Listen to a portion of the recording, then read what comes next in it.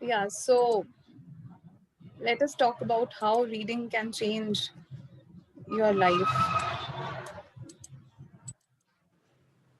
So, Jim Rohn जो दिख रहे हैं आपको अभी सामने, बहुत सक्सेसफुल एंटरप्रेन्योर, ये यूएस के हैं।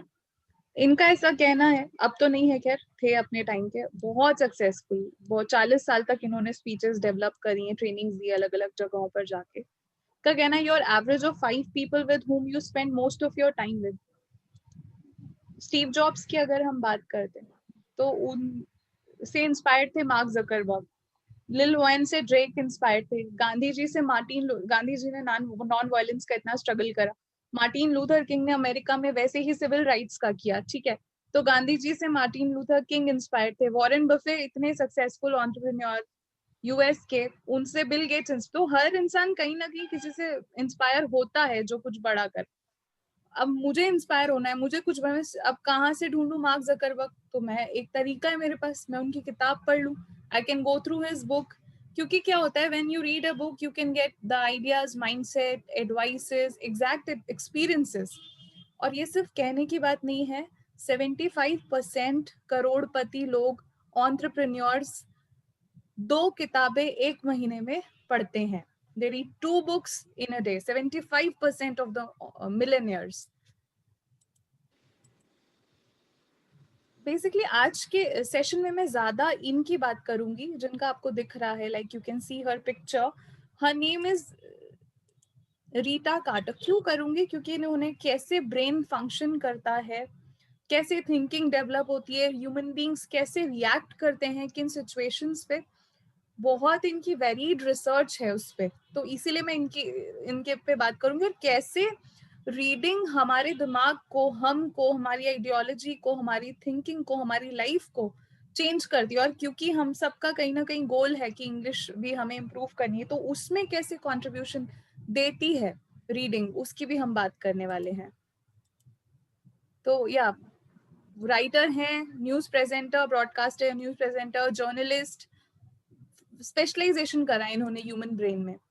इनकी famous book Mapping the Mind बहुत लोगों ने पढ़ी, बहुत सारी भाषाओं में ट्रांसलेट हुई है ये, और बहुत सालों तक लंदन के न्यूज के प्रोग्राम, थेम्स न्यूज में ये आती रही हैं। इन्होंने मैगजीन्स के लिए लिखा है, न्यूज़पेपर्स के लिए लिखा है, जैसे टेलीग्राफ, गार्डियन, न्यू साइंटिस्ट। बहुत सारे अवार्ड जीते हैं, पीएचडी भी करी है ब्रेन साइंस में।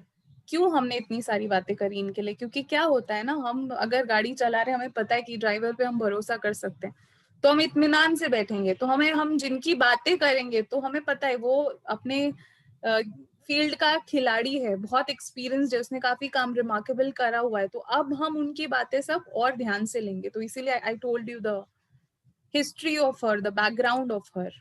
ओके, या तो देखिए, इनका ऐसा कहना है कि फिक्शंस और नैरेटिव्स बहुत यूजफुल हैं। एक बार क्या, 12 साल की बच्ची कोई कहानी पढ़ रही थी, उसके पापा ने उसको चाटा मारा, क्यों पढ़ रही हो, कुछ काम का पढ़ो। तो रीटा कार्टर, जो अपने फील्ड की बहुत ज्यादा रिसर्चेस की हैं, she is one of the virtuoso of her field, उनका ऐसे कहना है कि फिक्शन और नैरेटिव्स बहुत यूजफुल होते हैं, कहानियां बहुत यूजफुल होती हैं, इतनी यूजफुल होती है कि हम इमेजिन नहीं कर सकते।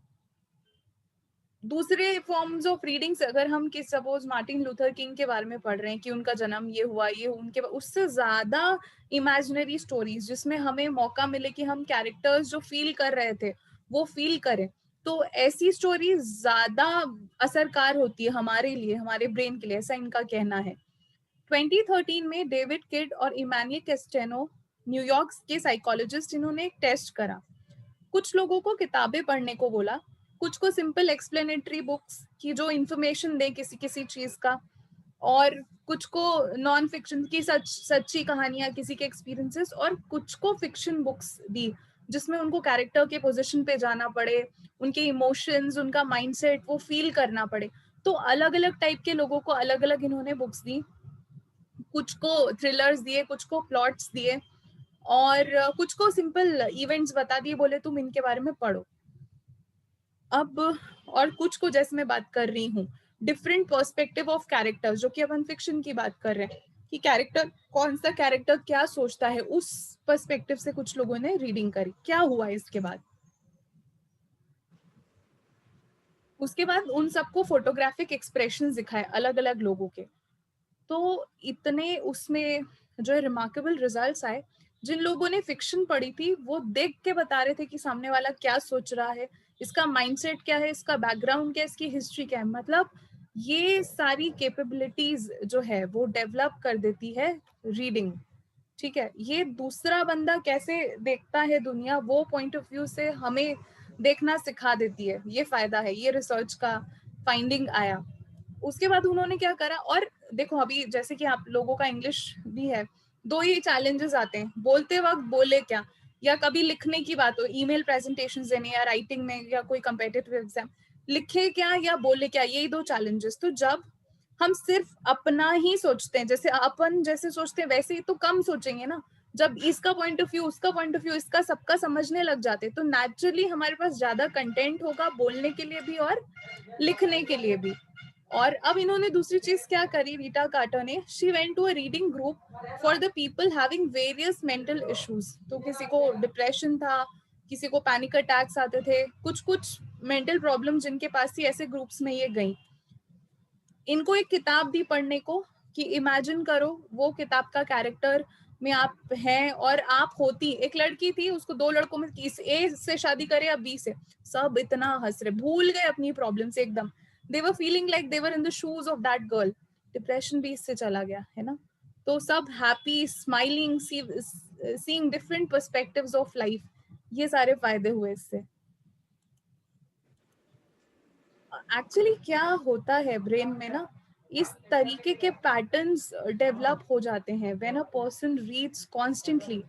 तो ये इस तरीके की सोचने की डायरेक्शंस एस्टैब्लिश हो जाती हैं हमारे माइंड में। अच्छा, जैसे अब बहुत ज्यादा टेक्निकलिटीज में नहीं भी जाए, दिमाग में न्यूरॉन्स होते हैं, डिफरेंट पाथवेज, वहां हमें पता है गुस्सा आएगा तो एक पर्टिकुलर पाथवे से जो है इंफॉर्मेशन जाएगी ब्रेन में, किसी को चिल्ला के जवाब देना है तो एक पर्टिकुलर पाथवे से हमारे पास आएगी ब्रेन, सब सेट है ब्रेन में। इलेक्ट्रिसिटी फ्लो हो रही है हमारे ब्रेन में, ठीक है। इलेक्ट्रिसिटी कुछ नहीं, हमारे थॉट्स, हमारे इमोशंस, हमारे फीलिंग्स, ये सब फ्लो हो रहे हैं ब्रेन में। तो स्पीकिंग फिर भी, जैसे हम इंग्लिश की बात ना करें, अगर दूसरी कोई लैंग्वेज हमारी जो खुद की, वो तो हम बोल लेते हैं, नेचुरली आती। रीडिंग शायद नेचुरली नहीं आती लोगों में, है ना। अगर कोई छोटे बच्चे को आप एक ग्रुप के साथ बैठा दो, वो बोलना फिर भी सीख जाएगा, पर वो उसको लाइब्रेरी में बिठा दो तो पढ़ना, पढ़ना इज अ डिफरेंट थिंग, वो it's all together a different cattle of fish. तो वो कैसा है देखते हैं। स्पीकिंग का जैसे मैंने कहा फिर भी जीन्स में, लेकिन हाँ दूसरी लैंग्वेज उसके लिए एफर्ट डालना पड़ता है।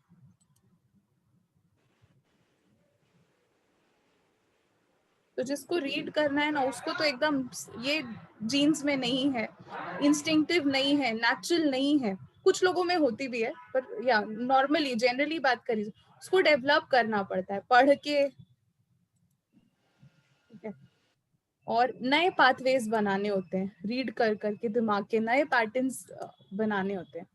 तो ये देखो, जैसे आपको दिख रहा है ना भी, रेड रेड कलर का, बहुत रिसर्चेस हुई, बहुत लोगों पे टेस्टिंग हुई, और देखा कि ये इन इन एरियाज में भी दिमाग सोचने लग जाता है when a person reads. That is the magic. And या our brain has to do a lot more work. Complicated networks form हो जाते हैं हमारे ब्रेन के जब हम पढ़ते हैं। पूरी ये प्रैक्टिस है हमारे ब्रेन की, जो नॉर्मली यूज नहीं होते। ये बहुत अच्छी बात है ना, कि क्या होता है, आप में से बहुत सारे लोगों को मैंने खैर सुना भी, आप बोलते हैं एक पॉइंट के बाद सोचना बंद, दिमाग काम करना कि बोले क्या, प्रेजेंट कैसे करें, क्या कर, एक पॉइंट के बाद हम मन दिमाग सोचना। रीडिंग से वो एरियाज भी एक्टिव हो जाते हैं जो कभी एक्टिव रहते ही नहीं है, जहां दिमाग कभी जाता नहीं है, जहां दिमाग कभी सोचता भी नहीं है, वो एरियाज पे भी हम सोचने लग जाते हैं। अच्छा पता है ना, भले कितना भी मूड ऑफ हो, आपको आपकी फैमिली के बारे में बोलने को तो भी बोल लोगे आप, क्योंकि इतना सोचते हैं ना, वो दिमाग का वो एरिया एक्टिव है। तो ऐसे और एरियाज भी एक्टिव हो जाएं, तो जहां जहां हम नहीं सोच पाते, नहीं बोल पाते, हम वहां वहां भी बोल पाएंगे। ठीक है, या तो जैसे आपको ये दिख रहा है, ये स्कीमेटिक पिक्चर, ये डिफरेंसेस ना, पहले सिर्फ ये जो वाइट है ब्रेन का आपको दिख रहा है वो उतना ही था, एक एक एक्सपेरिमेंट करा। अब वो एक्सपेरिमेंट क्या रहा, कैसे रहा, उसके डिटेल्स भी मैं आपको बताऊंगी। एक एक्सपेरिमेंट किया गया, उससे पहले ना दिमाग सिर्फ इतना ही सोचता था, जो जो वाइट वाइट का एरिया। एक्सपेरिमेंट के बाद ये जो रेड और पिंक आपको लाइंस दिख रही हैं, ये डेवलप हो गई। कैसे क्या हुआ देखते हैं, पूरा डिटेल में जानते हैं। Emery university, United states of America की इन्होंने डिसाइड किया कि यार कुछ क्या होता है दिमाग में। इनको एग्जैक्टली जज करना था कि कोई, जब लोग पढ़ते हैं तो ब्रेन में होता क्या है। ठीक है, अब एक एक्साइटिंग पैसेज कोई पढ़ता है तो कैसे क्या होता है उसके दिमाग में, क्या पैटर्न्स डेवलप। इन्होंने क्या करा, काफी सारे लोगों को ले लिया। उसके बाद यही वाली नॉवल थी पॉम्पेई, रॉबर्ट हैरिस की। बहुत सारे लोगों को लिया और इन सब लोगों को इन्होंने कहा कि आप लोग क्या करो, 30 पेजेस पढ़ो हर रात में। ठीक है, इन अ रो, हर रात में क्या करो, 30 पेजेस पढ़ो। और 30 पेजेस पढ़ने के बाद इन्होंने जो है देखा कि कुछ चेंज होता है नहीं होता है, जजमेंट। तो सबसे पहले, अभी पहले दिन, पहले रात में आप पढ़ोगे तो आपके पढ़ने से पहले ब्रेन का स्कैन किया गया। ठीक है, फिर इंसान ने पढ़ा, उसके बाद फिर से स्कैन किया और देखा तो डिफरेंस था, काफी पैटर्न डेवलप हो गए 30 पेजेस पढ़ने से। फिर नेक्स्ट डे फिर किया, और करते करते वो पैटर्न्स और थिक होते गए। जैसे आपको ये पहले वाले डायग्राम में दिखा ना, ये जितना थिक होगा मतलब ये और ज्यादा गाढ़ा होते जाएगा, और ज्यादा पैटर्न्स बनते जाएंगे। तो और थिक, जितना पढ़ेंगे ये पैटर्न उतना थिक होते जाए, उतना ज्यादा हमें सोचना ज्यादा आता जाएगा, उतना ज्यादा सोचना आएगा, उतना ही ज्यादा बोलना भी आएगा फिर, है ना। It is as simple as that. तो जैसे मैंने पहले भी कहा, वो एरियाज जो कभी एक्टिव नहीं थे इन लोगों के साथ भी, वो एरियाज भी दिमाग के एक्टिव हो गए। So basically the moral of the story is that कि हमको जो है वो रीडिंग करनी चाहिए, नो मैटर व्हाट। ठीक है, कुछ भी हो जाए हमें जो है रीडिंग करनी चाहिए। It's very useful, I mean, in such ways that a person can't even imagine. इतने ज्यादा usages हैं रीडिंग के।